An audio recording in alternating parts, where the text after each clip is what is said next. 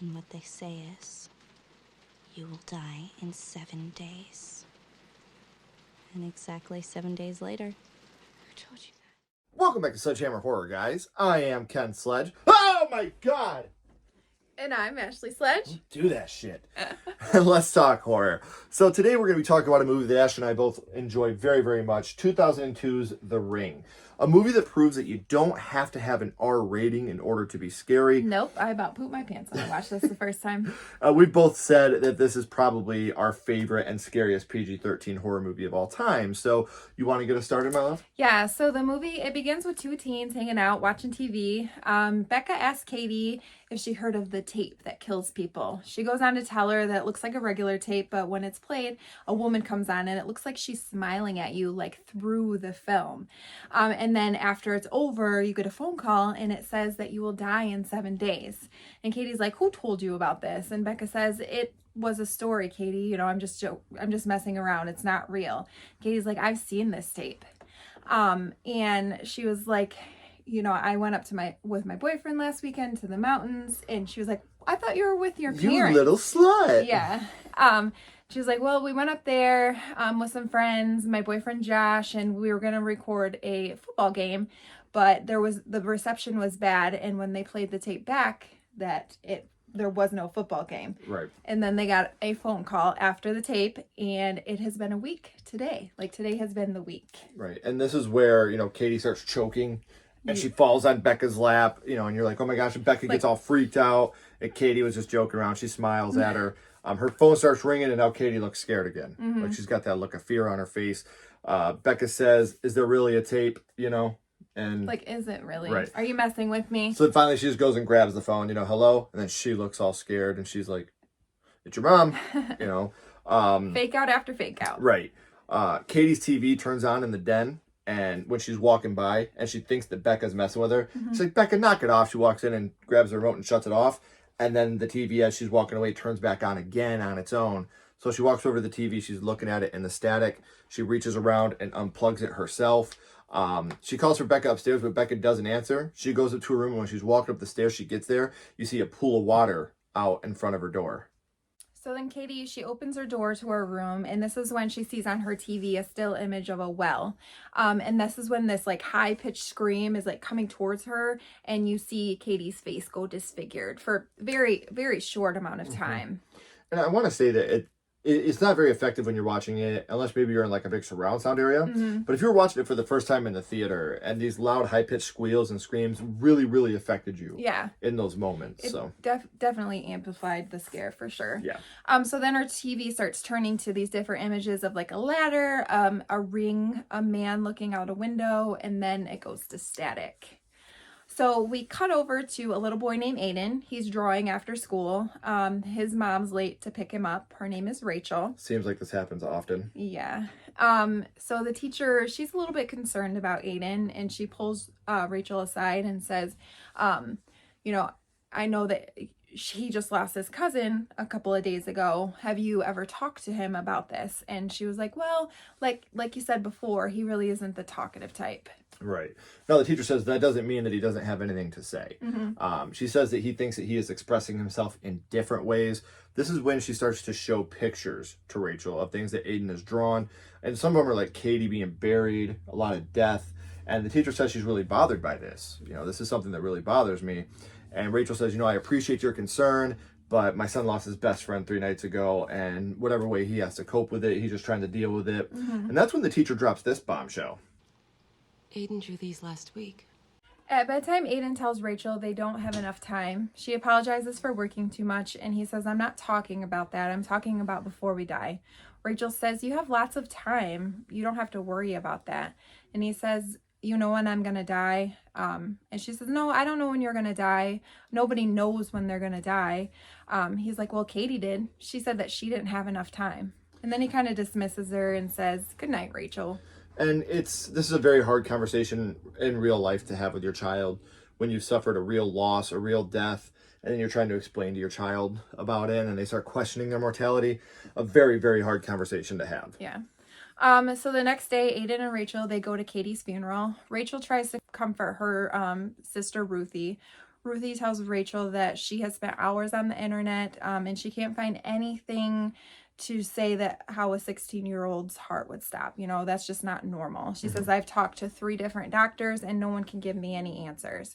She said she was close to you and she confided in you. She says, you can find out that's what you do for, you know, a living pretty much. And then she says this. I saw her face. Definitely one of the best jump scares of all time. I love how that just comes completely out of nowhere. The high-pitched squeal, everything about it is awesome. So Rachel goes outside to where some of Katie's friends are talking. She overhears them talking about someone being in a mental hospital. Rachel asks, you know, who's in a mental hospital? She's trying to play like the cool aunt now. Yeah. You're like, hey, you got a light for my cigarette? You know, she's like trying to be the cool aunt. The girls tell her that it's Becca, you know, the girl that Katie was with the night it happened. Rachel says, so what do you think they were doing up there? I remember, you know, at that age, me and my girlfriends would get together and sneak boys up to her room and get high. And then one of the girls is like, you know, it wasn't like that. It's about the tape. And Rachel's like, what tape? And then in the background, we get our boy, Adam Brody, you know. He's like, you know, it's the tape that kills you when you watch it. And Rachel asks what's on the tape, and Adam Brody being Adam Brody, he's like, well, I haven't seen it, obviously, because I'm still here. But Katie told you she watched it, and the girls say not Katie, her boyfriend, Josh. He goes to a different school. Rachel asks where Josh is, and Colin is like, Josh is dead. He supposedly killed himself the same night that Katie died. So it's a pretty weird coincidence that he would kill himself the exact same night that Katie died. Yeah, absolutely. Rachel, she finds Aiden in Katie's room. She tells him we shouldn't be in here, but then she goes through her stuff. She finds a binder that has a bunch of magazine photos in it, and all of the girls' faces are scratched out with a pen. Like, she just went ham with a pen. Also in the fold of the folder, she finds this next day, like, receipt for back in the day, guys, when we would take pictures, you'd have to go to a place to get them developed. Yeah. And then you would have to go and pick them up the next day. So it's a photo processing thing. Like, we didn't have instant photos back when we were kids. We had to wait until the next day. Yes. You had a disposable camera, you go and take it in, they process it, they give you your film, and yeah, there you go. Yeah. Hopefully this picture didn't turn out like shit. Yeah, and hopefully it's not blurry. So she picks up Katie's photos from that night at the cabin, and she's going through them, and the last picture, the group that was with her, everybody's face is distorted. So Rachel, she starts doing some research, and the other kids that she was with that night all died at 10 p.m. the same night that Katie did. Pretty weird coincidence for every kid to die at the same time. Same time, same night. That's weird, right? Her boss comes up to her when she's doing her research, and he's like, you're fired. And she's like, I'm not fired. Like, she just declines. No, I'm not. No, like, I'm cooking up too good of a story. You're going to want me here for this. So on one of the pictures, Katie is standing next to a sign, and it's called Shelter Mountain Inn. So that's where they stayed. So Rachel decides to go to the inn, and she goes in and asks the attendant, have you seen my niece, when she shows him a picture. He's a lot more interested in magic, though. Yeah. He tells her they stayed in cabin 12, and they had some complaints mostly about the reception on the TV. Now, it's funny because, like I said, the whole time he's trying to, like, do magic with Rachel, and she's like, come on, buddy. So they brought tapes, and he shows her that on the wall is a bunch of tapes, mostly tapes that people have left. Yeah. Things like that. Well, because of the reception being so bad that they just bought a bunch of VCRs for all the cabins. Right. So Rachel spots a tape on the shelf, and there's nothing on the tape. So she rents cabin 12. She hides the tape in her purse, like she's going to steal the tape. She ends up going there. She's like, you know what? Why don't I just stay in cabin 12? That's where I'll stay tonight. She plays the tape. It has a bunch of different images on it. You know, the ring, the water, the chair, all these weird things like maggots, a centipede. So it's a fly just zooming around. Yeah. And then it ends with a well. The phone rings. Rachel picks it up, and the voice says,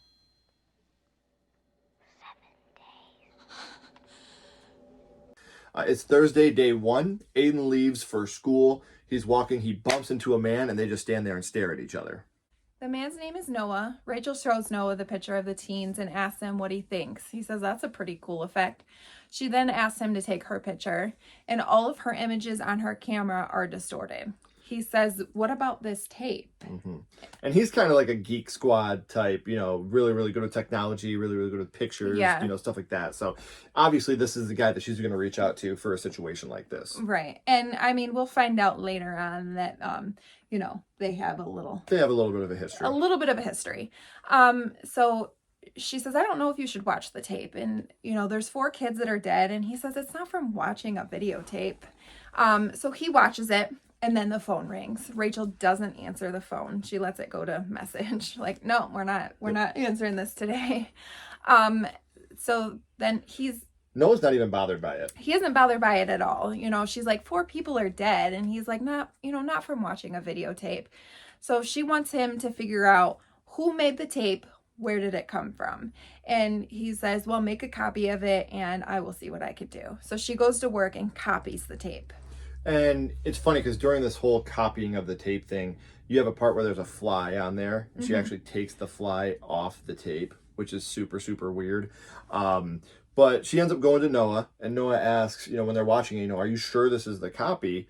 And she's like, yes, why? And he says, because the numbers are all screwed up. The numbers on the control track are there. You know, that means like whenever the tape is recorded, it records the numbers over. Like that's essentially what you're recording. You're not recording images, you're recording numbers. Again, he's super intelligent with this kind of stuff. Right. Thank God there's a script because I would never remember any of this. You know, so whenever you're copying these things, you're copying numbers. You're not actually copying images. So to have the control track, you know, to figure out where it came from, it's like a human being born without fingerprints. Right. With this being messed up, it just doesn't make any sense at all. They need to take a closer look at the tape. You see the oval mirror in the reflection, and he's like, you should be able to see a camera because this is straight on. So why can't you see the camera? Now there's a picture and there's more images. So they're trying to like stretch it out so you can see the images. Then they start fighting over it and they do it and they actually break the tape. Rachel leaves after Noah's partner enters. It's his student or I don't know, something to him. They're definitely at least bumping uglies, from what it seems like. Rachel's upset because he's not taking it seriously like she is. When she leaves, she sees this huge ladder like going up the wall to pretty much nothing. It looks like the ladder that was in the film. So it's now Saturday, day 3, and Rachel goes to the mental hospital that Becca resides at now. And she's asking Becca about that night. You know, how did Katie die? What was she afraid of? You know about the tape. And Becca is afraid, and she says she'll show you. Not now, but in 4 days. Yeah, and she shows with her fingers. Yeah. So Rachel, she takes the tape to have it analyzed. And she's trying to stretch the image because before they seen a little bit of something, but they couldn't get to it because they messed it up first. So she's able to stretch the image, and she sees that it's actually a lighthouse. And that's when the analyzer, it breaks down. Her nose begins to bleed. She gets the picture of the lighthouse and goes. Yeah. And now it's Sunday, day 4. Right. So now we're on the 4th day. She goes to the library trying to find the lighthouse in the images. She finds that it's the Moesco Islands. I don't know if I'm saying that right. She types that into the Google search engine. And finds a picture of a group of people in front of the lighthouse. And in the picture is the lady from the film that's brushing her hair and jumps off the bridge, or off the cliff, not off the bridge. Yeah. I'm sorry, off the cliff in the video. We find out her name is Anna Morgan. Rachel types Anna Morgan into the search engine and finds pictures. I don't even know that Google was exists. Yeah, I don't even think it was Google. It was like Ask Jeeves, some shit. She finds pictures of her with horses and something else that surprises her, and doesn't show the audience at this point. Right. She's just like, oh, and you're like, what the hell? What did you see, Rachel? Rachel pulls down old articles about Anna. She owned a horse ranch where there was a mysterious sickness that struck the ranch. Investigators are searching for answers after a second horse drowned now, so there's a lot going on with horses over there. We also find out that Anna was suffering from hallucinations and was sent to a psychiatric hospital. Over on the mainland. Yeah, because they're actually on like a island. Small island. So Anna, she committed suicide. She jumped off of that cliff. Just like we've seen in the video. Yeah. Which That's sad. You know, that's sad. As Rachel is writing down all of this information, she finds herself scratching out Anna's face with her pen, like over and over and over again. We've seen that before, right? Katie did that. We did. We've seen that. So it's now Monday. It's day 5, and Noah is at a convenience store, and he's getting cigarettes. And the clerk says, you know, you're going to die. And she means from smoking. He's like, what? Yeah, kind of taken aback by it a little bit. And this is when he looks up at a video monitor and he sees that his face is distorted, but nobody else's is. So I think he's kind of coming to like, this is real. Yeah. Yep. So Rachel, she calls her sister to try to get her to watch Aiden so she can go over to the island. From the mainland. From the mainland. As she's pouring herself a glass of water, she starts choking and she starts pulling out this like, electrode. It's like an electrode from electroshock therapy. You know, she's like gagging on it. So she goes to check on Aiden, and this is when she sees a little girl with black hair sitting in a chair with a puddle of water underneath of her chair. The girl grabs Rachel's arm. Yes. And Rachel has a vision that she's in psychotherapy sessions. Rachel wakes up and has the handprint bruise left where the girl had grabbed her. So this was a dream, but she does still have this hand mark on her from where the girl had grabbed her. She goes to check on Aiden and finds him watching the tape. She freaks out and asks him why. Why would you do that? He says that he couldn't sleep. The phone rings. You know, Rachel is just like, she hangs it up. It rings again, and she's like, leave him alone! So then it's Noah, and he's like, I believe you, Rachel. Like, I believe that all this is happening. And Rachel says that he watched the tape. Noah asks who watched the tape. And this is when Rachel says, Our son. It is now Tuesday, day 6, and Rachel is in Katie's room. She's looking through a sketchbook that Katie was drawing. A bunch of circles. Yeah. Noah and Aiden, they're in the car waiting. Aiden is drawing a picture, and Noah asks Aiden if he wishes he was around more. And Aiden's like, no, not really. He tells Aiden he doesn't think he would make a good father, but he really doesn't want anybody else to be his father either. And this is when Aiden says, that's quite a conundrum, isn't it? And Noah kind of... I fucking love Aiden, man. I mean, he's really an intelligent little boy. So Aiden, he stays with Aunt Ruthie. Rachel explains to Noah, like, you can almost draw a line through Anna's life. Like, she was happy, she was married, she was riding her horses, and then she ends up in a psychiatric hospital all alone. And Noah's like, well, what happened to her? And she says, I really don't know, but I feel like it has to do with horses. This is when Noah wants to go to the island with her, but she's like, you know, I only have 1 day left, and I really need you to go to the psychiatric hospital. I need you to stay on the mainland. Stay on the mainland. I'm going to go to the island. Yes. So the images on the tape are all leading to somewhere. You know, Katie's seen them too. You know, Rachel's like trying to explain, like, I need to figure out where all this is going. I think before you die, you see a ring. Noah drops Rachel off at the ferry so she can go to the island from the mainland. She forgets Aiden's picture he drew her, so Noah runs it to her. Rachel is looking through the articles that she found and reads that they had a daughter. So now we know that those two had a daughter, the Morgan girl, which is all we know her as right now, is the little Morgan girl. Rachel is looking through these articles. She figures this out. And now this is kind of I think this is what she's seen earlier that we never seen. You know, so now she knows for a fact that she does have that little girl there. She's in this in the hull of the ship where they keep animals too, and she sees a horse. And she starts petting the horse, being friendly with the horse. The horse freaks out, you know, kicks the doors open, frees itself. It runs and it jumps over the edge of the boat. And then, like, the people are watching, looking over the boat, and the horse gets sucked under. And then at the back of the boat where the propellers are, you just see a bunch of blood. And, like, you know, the little girl starts screaming. You think he survived? Yeah, he could have made it. Maybe just cut his leg a little bit. Yeah. Right after this, you get a very, very subtle flash of the ring. Like, if you blink, you miss it. Look at this. I told you. If you blinked, you would have missed it. Noah, he breaks into the basement of the psychiatric hospital to find records on Anna. Rachel, she makes it to the Morgan Ranch on the island. She's officially off the mainland. She finds Mr. Morgan. He's out fixing a fence, and she asks to speak with him. He says, you want to know about the horses? She said, I heard you had to put so many down. Mr. Morgan says, most of them put themselves down. And she's like, well, how did they do that? How did they get out? And I guess they broke through the fences and ran to the shore. So they went crazy, she asked. We just watched a horse do that. Yeah. Break out and run to the water. Right. So it's very, very reasonable that this could happen. And Mr. Morgan says, well, it seems so, but maybe they just sense things. And she says, where are your horses now? And he says, I don't breed anymore. Rachel says, I guess you wouldn't after what happened. She spots the oval mirror on the wall that she's seen in the tape. And he wants to know why she's really there. She shows him the tape. And, you know, at this point, she's kind of like, do you know what this is? And he's like, you know, he doesn't want to answer. Yeah. She's like, I think it's a message from your wife. Anna's on the tape. She's right there in that room. He asked her where she got it and if it's the only one.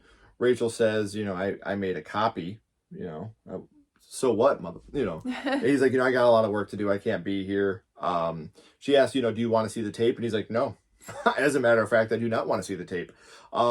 He tells her that he can't help her. Rachel asks where his daughter is. He says, I don't have a daughter. What is it with you reporters? You take one person's tragedy and make it the world experience. Like, everybody in the world has to experience these people's tragedy. He asks her to leave, and she glances at the house and realizes that's what Aiden's drawing was. You can see right here. The Morgan, well, you can kind of see. Yeah, it's kind of the Morgan house right here. Noah is going through, you know, the files about Anna, and his nose starts to bleed as he drops an envelope labeled projected thermography. And the subject is Samara Morgan. He pulls out a different thermograph image, and on the back it says session terminated at father request. See video number SM0015. So Rachel, she calls Aiden, who is scribbling a circle over and over and over again, which looks like the inside of a well, if I don't say so myself. Rachel asks Aiden over the phone, the house that you drew for me, where did you see it? Why did you draw that house? Aiden says, because she told me to. Who? Rachel asks. The little girl. Rachel asks, she showed you the horses? And Aiden says she doesn't like it in the barn. The horses keep her up at night. And Rachel says, is she still alive? Like, does she still live there? And he says, no, she lives in a dark place now. Rachel went and talked to the doctor on the island to find out more information. Right. And, you know, Rachel's talking to the doctor and, you know, did you know the Morgan's daughter? The doctor looks concerned at, you know, what is this about? Mm-hmm. And Rachel says, I've been seeing, you know, images inside my head. And somehow, I don't know, I think it's because of that girl. The doctor tells Rachel that Anna tried hard to have a child. Then one winter they left. They came back, and it was with Samara.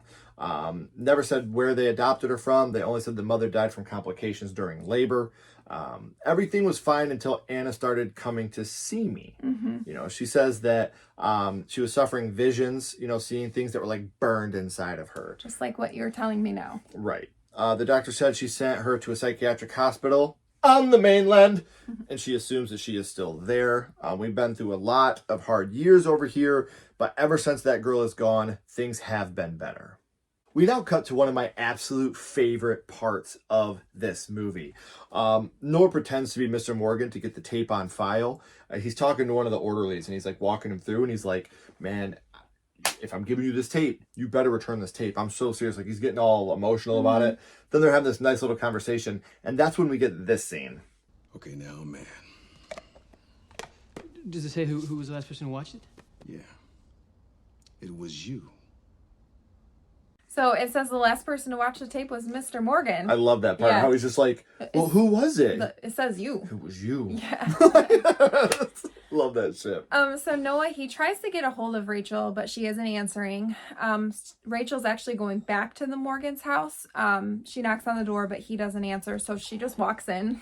He must want me to just come in. Right. She's calling out for him when she spots a TV and a VCR, and she sees some files and more electrode stickers, and on the VCR, the tape number is SM0015.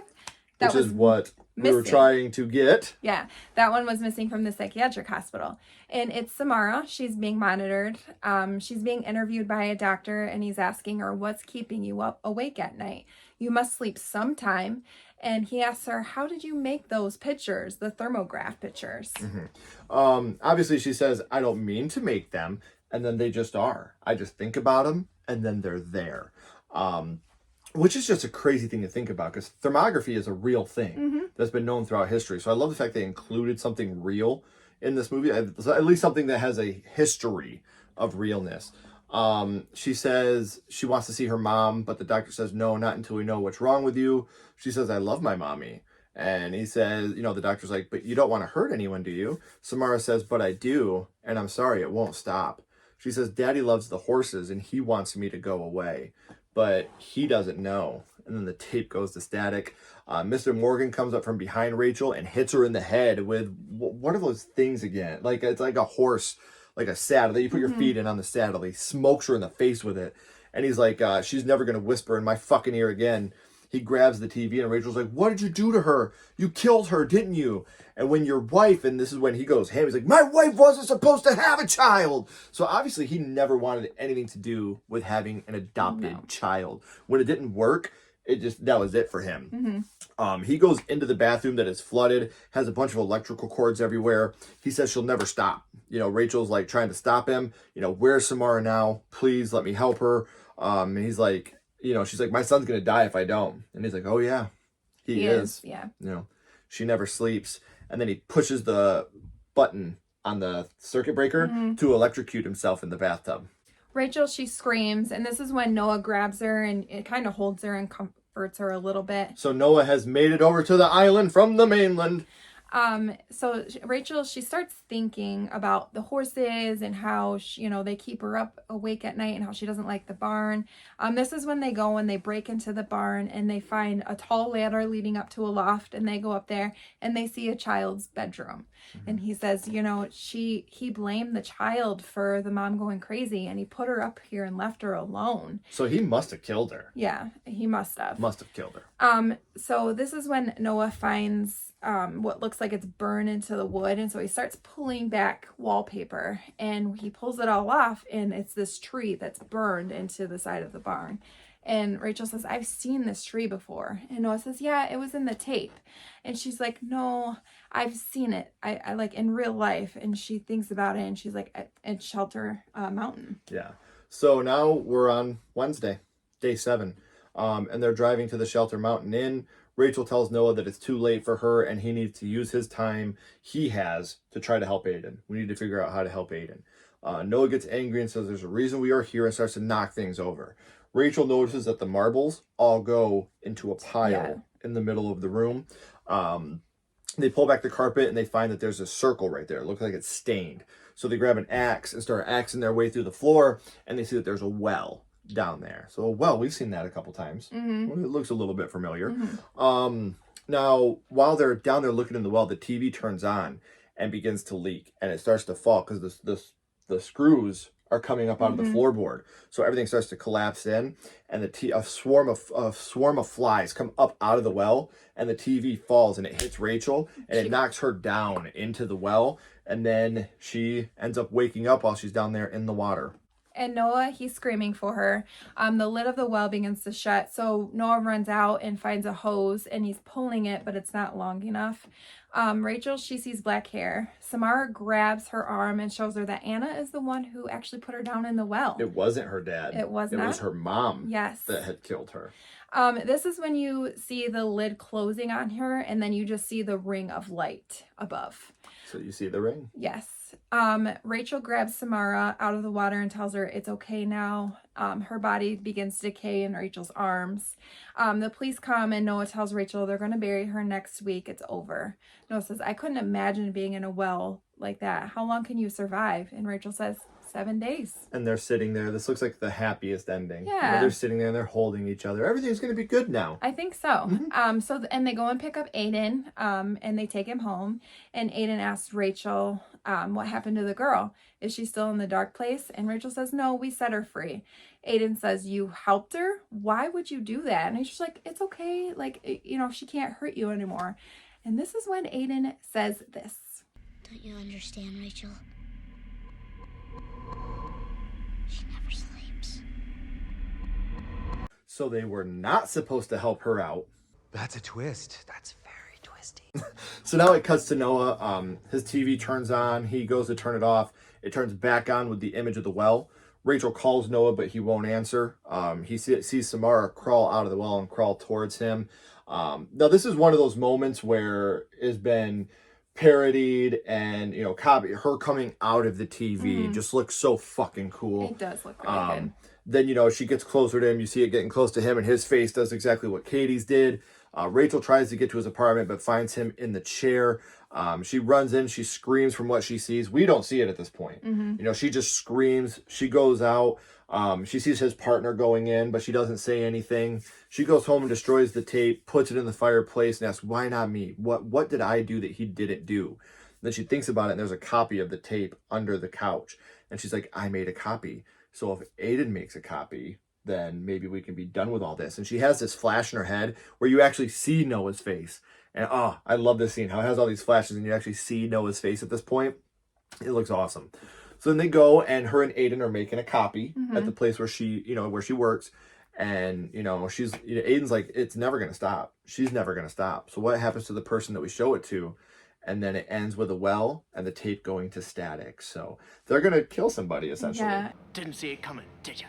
I mean, it's just going to continue and continue and continue because she never freaking sleeps. Yep, she's on that Mountain Dew diet. Yeah. So obviously The Ring, it's not a perfect movie, and obviously a movie that for a younger generation may not be as effective.